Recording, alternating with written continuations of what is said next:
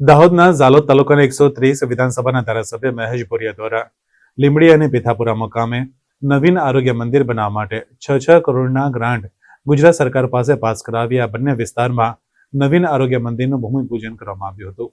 ધારાસભ્ય મહેશ ભુરિયા આ બંને સીએસસી તેમજ નવીન ઓરડા માટેનું ખાતમુહૂર્ત કરવા માટે પહોંચ્યા ત્યારે તેમનું વાજતે ગાજતે સ્વાગત કરવામાં આવ્યું। ત્યારબાદ ધારાસભ્ય મહેશ ભુરિયા દ્વારા સંપૂર્ણ શાસ્ત્રોક્ત વિધિ વિધાન મુજબ પૂજન અર્ચન કરી ખાતમુહૂર્ત કરવામાં આવ્યું હતું। બંને વિસ્તારમાં બાળકીઓ દ્વારા પ્રાર્થના ગીત તેમજ સ્વાગત ગીત રજૂ કરવામાં આવ્યું। ધારાસભ્ય મહેશ ભુરિયા તેમજ ઉપસ્થિત સૌ મહેમાનો દ્વારા દીપ પ્રાગટ્ય કરવામાં આવ્યું હતું। સ્થાનિક સરપંચો તેમજ વિવિધ આગેવાનો દ્વારા મહેશ ભુરિયાનું ફૂલમાળા, આદિવાસી બંડી, પાઘડી તેમજ ભોયરો પહેરાવી સ્વાગત કરવામાં આવ્યું હતું।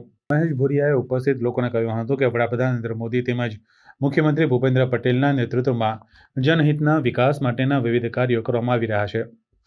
હાલ લોકોની સુખાકારી માટે આરોગ્યલક્ષી પાયાની કામગીરી, હેતુલક્ષી કામગીરી તેમજ વિકાસના કામો કાયદાકીય રીતે કરવા માટે અમે કટિબદ્ધ છીએ।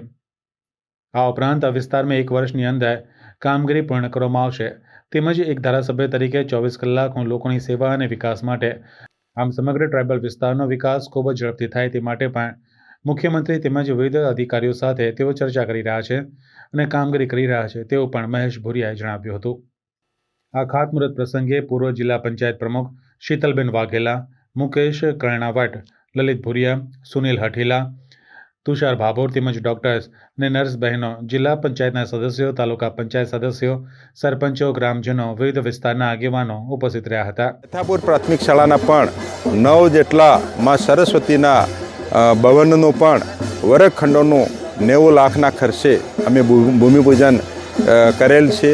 તો આજના શુભ પ્રસંગે ભારતના લોકપ્રિય પ્રધાનમંત્રી નરેન્દ્ર મોદી સાહેબ, ગુજરાતના લોકપ્રિય મુખ્યમંત્રી ભૂપેન્દ્રભાઈ પટેલ સાહેબ અને ગુજરાતની ટીમ તરીકે આ વિસ્તારના ધારાસભ્ય તરીકે આજે સવારથી અમે ભૂમિપૂજન કરવા જઈ રહ્યા છીએ।